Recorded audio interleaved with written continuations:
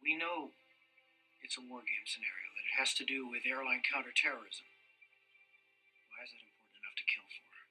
Because it's no longer a game. If some terrorist group wants to act out this scenario, why target you for assassination? Depends on who your terrorists are. The men who conceived of it in the first place. You're saying our government plans to commit a terrorist act against a domestic airline? There you go. Indicting the entire government as usual. It's a faction. A small faction. For what possible gain? The Cold War's over, John. But with no clear enemy to stockpile against, the arms market's flat. But bring down a fully loaded 727 into the middle of New York City, and you'll find a dozen tin-pot dictators all over the world just clamoring to take responsibility and begging to be smart-bombed. I can't believe it. This is about increasing arms sales. When? Tonight? How are you going to stop them? Why didn't you tell the world this? Go to the press. You think I'd still be drawing breath 30 minutes after I made that call? The press? Who's going to run this story? We would. This? It's a birdcage liner. Wild-eyed crap right up there with Elvis as an alien and two-headed babies. You'll obviously read it.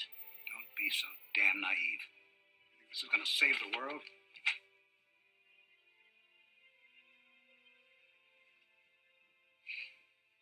I'm doing what I can, John.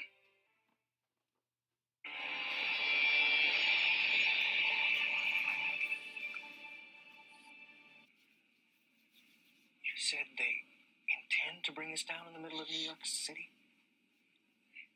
What if there is no bomb? Well, how are they going to bring it down? Same way a dead man can drive a car.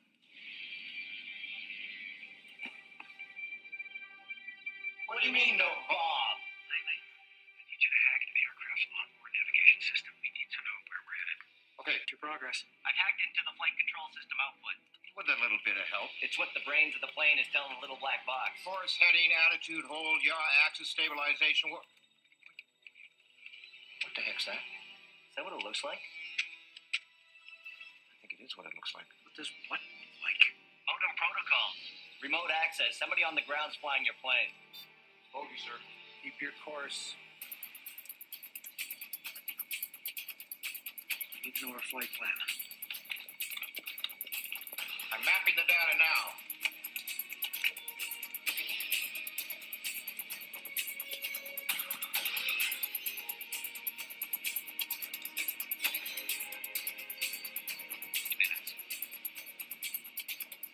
Corner of Liberty and Washington. Lower Manhattan. World Trade Center. I'm going to crash the plane into the World Trade Center. I'll tell the flight crew. I work for the government. I believe this plane has been commandeered. Sir, other passengers are not allowed in the cockpit. I need you to return to your seat now. You don't have control of this plane, and I don't know if we can get it back. Turn off your autopilot. There may be a chance that we can override it. Sir, I'll be happy to contact your superiors in the government to confirm. Sir, damn it! He's right.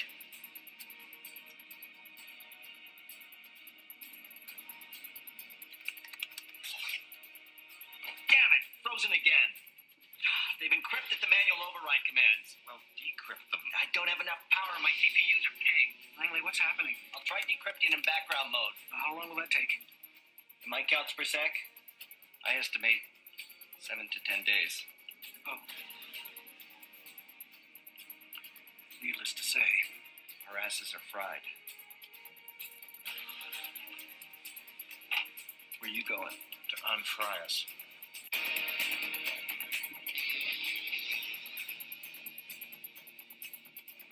All right, try cutting electrical power. Thought of that. We've thought of everything. Ladies and gentlemen, this is Captain speaking. We're experiencing some technical difficulties up here. At this time, we'd like you all to return to your seats. Kiss your asses goodbye. Langley, we're getting close. I know.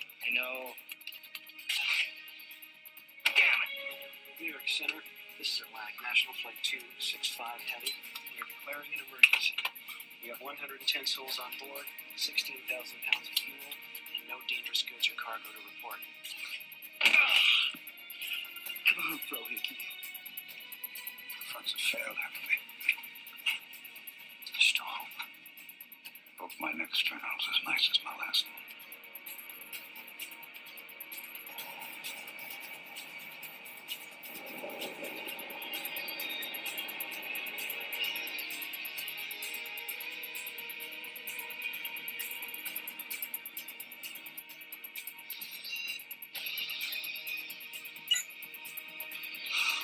You know.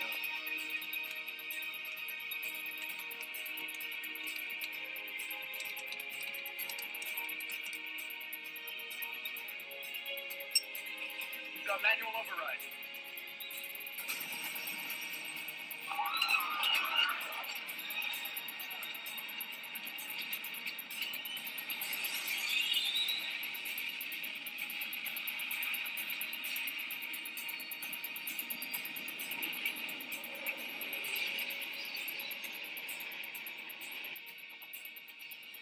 Can't get to the FBI, we'll go public. With your testimony, we can break this conspiracy wide open. Bring Overlord down. The whole operation. Dad. What is it? God, I see myself in you. Same youthful enthusiasm, idealism.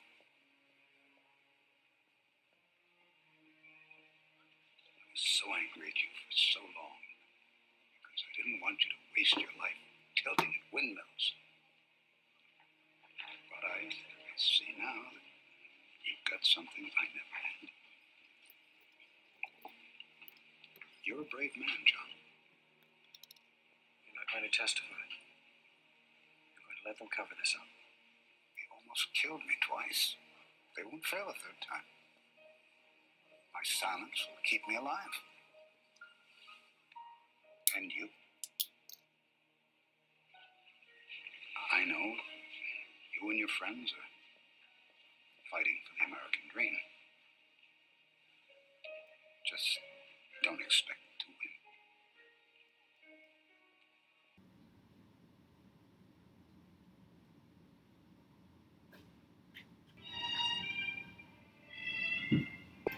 George Orwell once wrote, "Who controls the past controls the future." By showing you the patterns of behavior which have come to be that you perhaps have not noticed before, we will try to bring you back to the meaning of this country and what so radically changed after World War II. This behavior has brought us to where we are now. The flicker rate on the television is very, very important. It was timed to be so many cycles per second, and it actually just meets with the brain patterns from alpha state.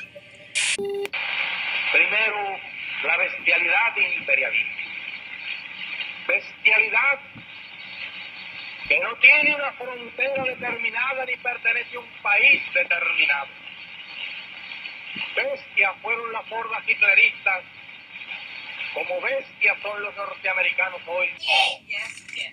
Boys and girls, sound this word out. Get ready. Steal. What word? Steal. Yes, steal. Read these words the fast way. Get ready. Play. Yes, play. Get ready. Must. Yes, must. Let's read these words the fast way without making a mistake. Get ready. Kite. Yes, kite. Get ready. Kick. Yes, hit. Get ready. Steal. Yes, steal. Get ready. Play. Yes, play. Get ready. Must. Yes, must. Go to your speaker. You're up on your seat. Open your book up to lesson 60 on page 153. We're saying that they have intentionally shot children, they've intentionally shot people with disabilities, they've intentionally shot journalists, knowing them to be children, people with disabilities, and journalists. When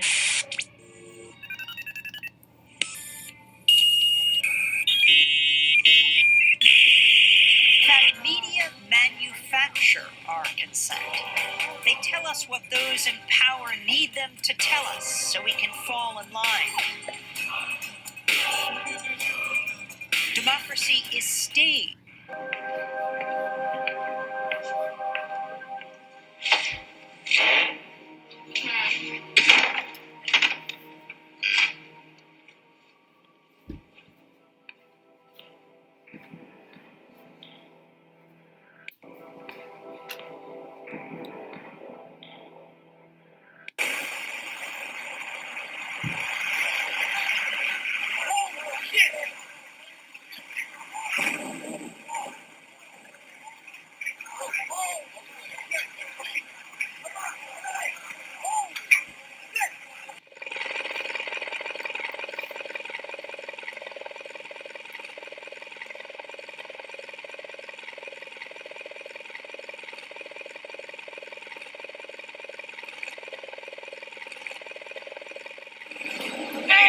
Photoshop your glasses? You guys got Photoshop in it now, right?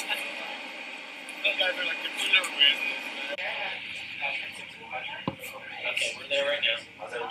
Our business is good. Sounds good. Yeah.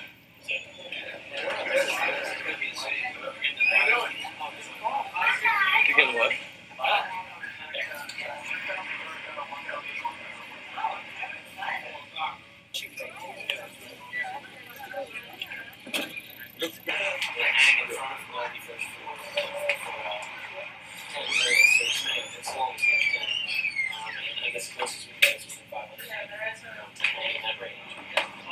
The building that we're going to do is the one with the tower on it. Facing the city. Yeah.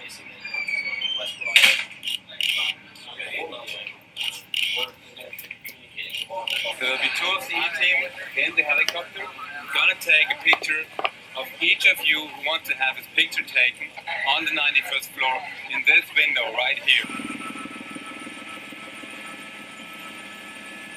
I see the light, I see the light. Guys, you can see the light? We're getting in position.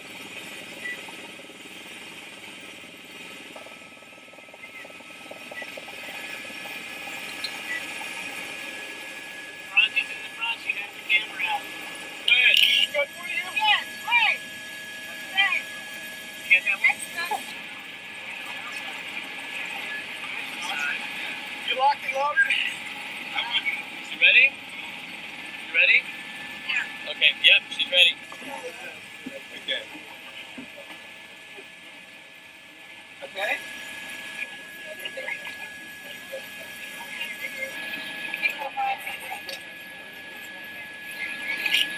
Next. This is it. See you.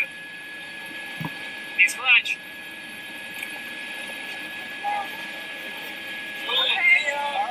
I know, copy. See you. Make way from everybody.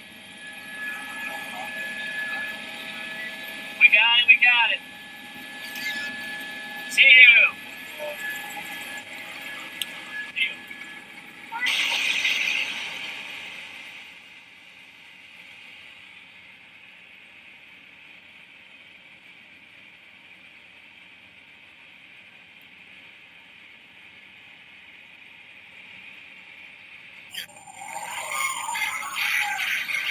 Piper was the first chief into the building. Right away, a guy from the Port Authority told him the damage was somewhere above the 78th floor. But all you had to do was look around. It was obvious.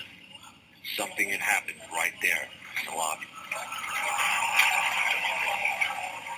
You just saw that all the windows were blown out.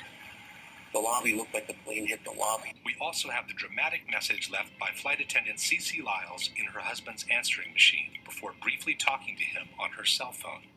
As she herself is suggesting, we should listen very carefully. Tuesday, 9:47 a.m.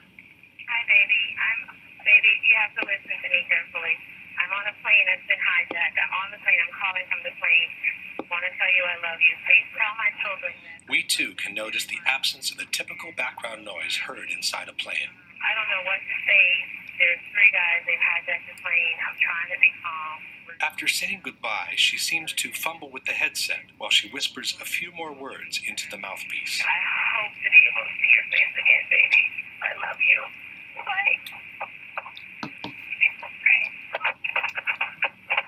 End of message.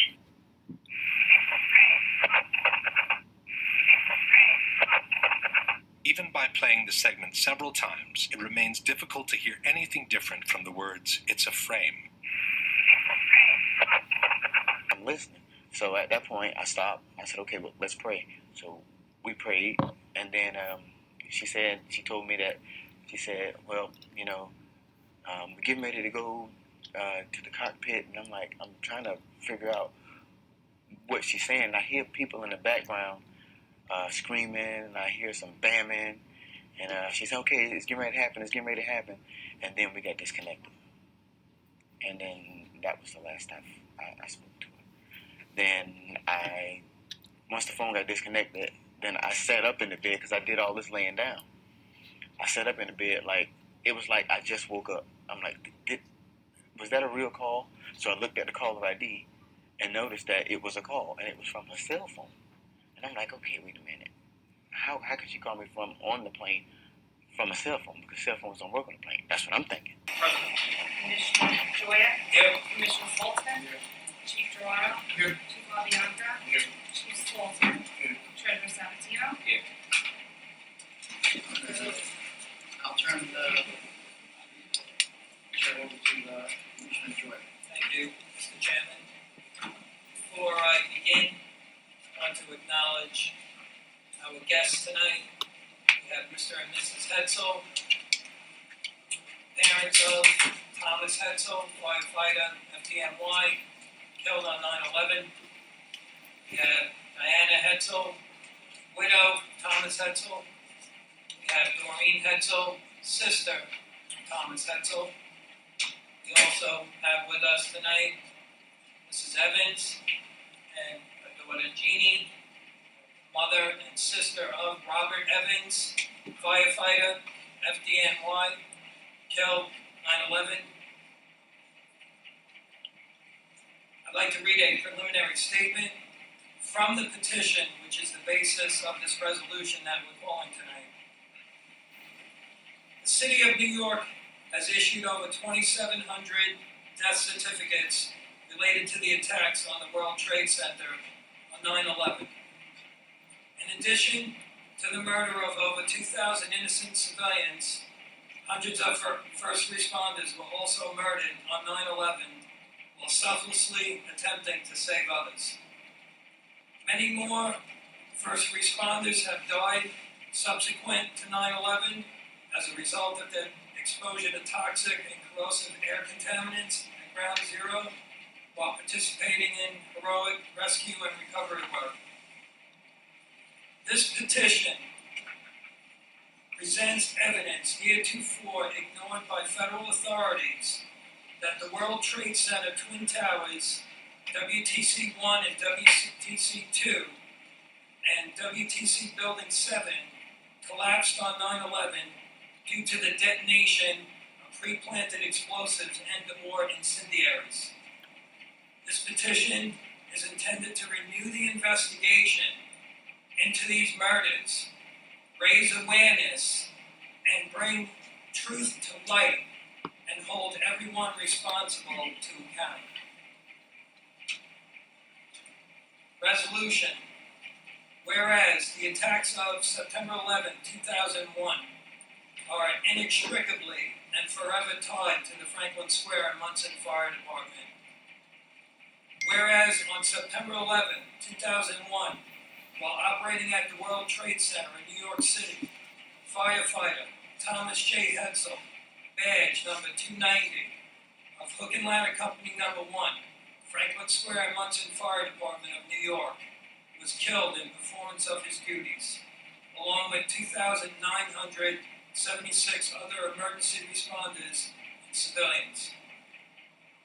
Whereas members of the Franklin Square and Munson Fire Department were called upon to assist in the subsequent rescue and recovery operations and cleanup of the World Trade Center site, afflicting many of them with life-threatening illnesses as a result of breathing the deadly toxins present at the site.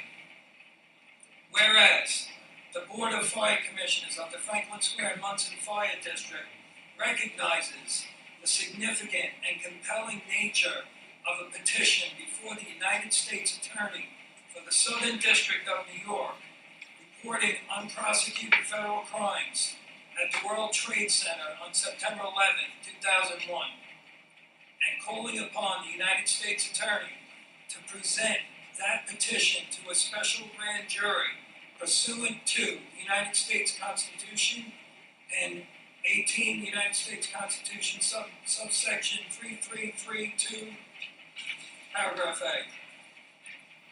Whereas the overwhelming evidence presented in said petition demonstrates beyond any doubt that pre-planted explosives and/or incendiaries, not just airplanes and the ensuing fires caused the destruction of the 3 World Trade Center buildings, killing the vast majority of the victims who perished that day.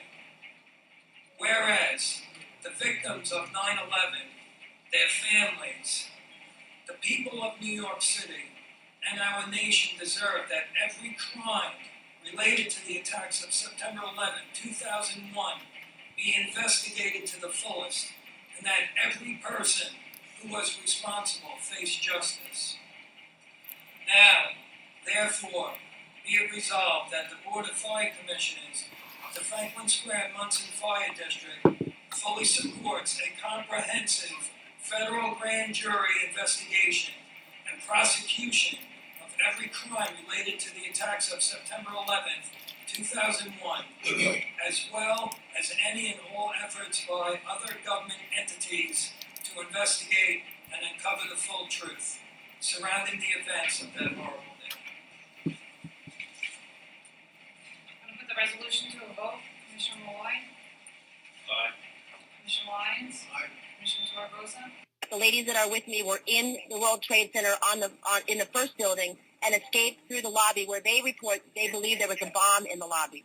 And even the turnstile was burnt and it was sticking up, and they just told us to run. And as we were coming out, we passed the lobby. There was no lobby. So I believe the bomb hit the lobby first, and a couple of seconds in the first plane hit. Sort of the most horrifying aspect of this particular crash scene is how little debris is visible. There is a large crater in the ground, and I'm hoping that you all are seeing it as I'm talking about it. But that's really all you see is a large crater in the ground and just tiny, tiny bits of debris. There's been at least one report that the investigators out there, and there are hundreds of them, as I said tonight, have found nothing larger than a phone book. We could see there wasn't much left. Any large pieces of debris at all? No, there was nothing that you could distinguish that a plane had crashed there. Smoke, fire? Nothing. It was absolutely quiet. It was actually very quiet. Nothing going on down there. No smoke, no fire. Just a couple of people walking around. They look like part of the NTSB crew walking around looking at the pieces. How big would you say that hole was? From my estimates, I would guess it was probably about 20 to 15 feet long and probably about 10 feet long, or 10 feet. I believe that crossing the Rubicon provides amply documented evidence with which to initiate and sustain a number of indictments of top-level government officials for their roles in facilitating the attacks of 9/11. Most notably, as my chief suspect, I name Vice President Richard Cheney as both a planner and executor of those attacks.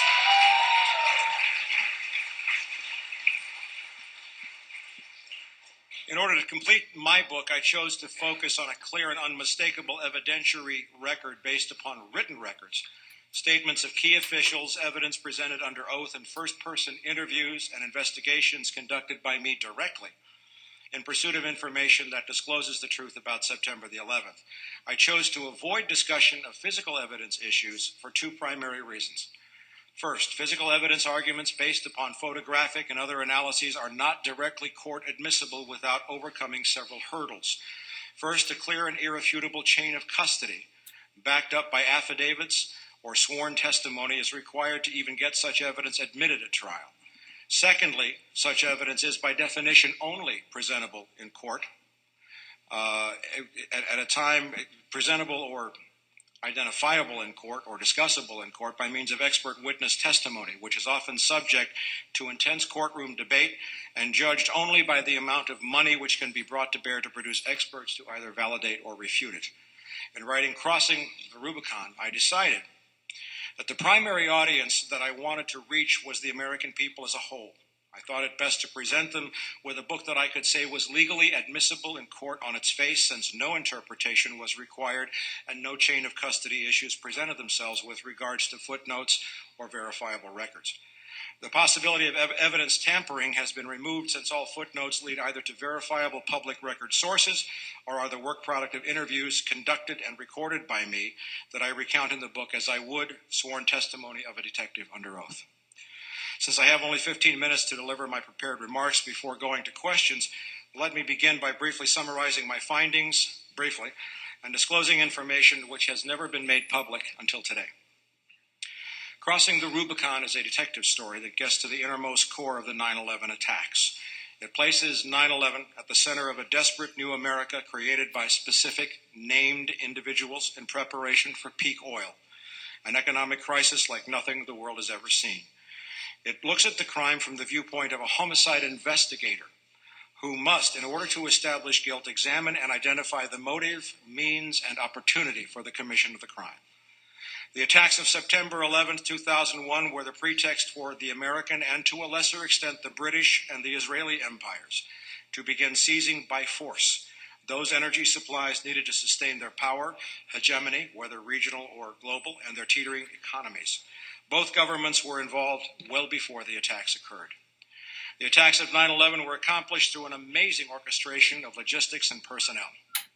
Former National Security Advisor and Counterterror Advisor Richard Clarke has postulated that such a conspiracy could never be kept a secret.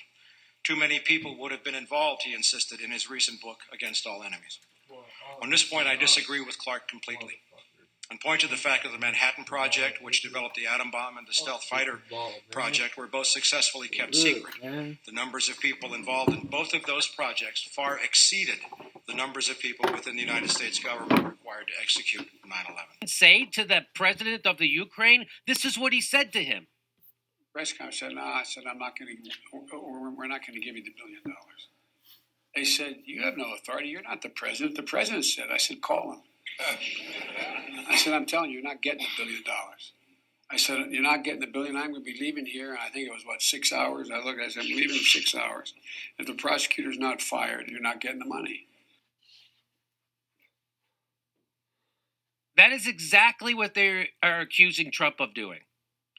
They're accusing Trump of using United States funds to hold over the head of the president of the Ukraine to do something that Trump wants, which is to investigate Biden's kid, and his involvement.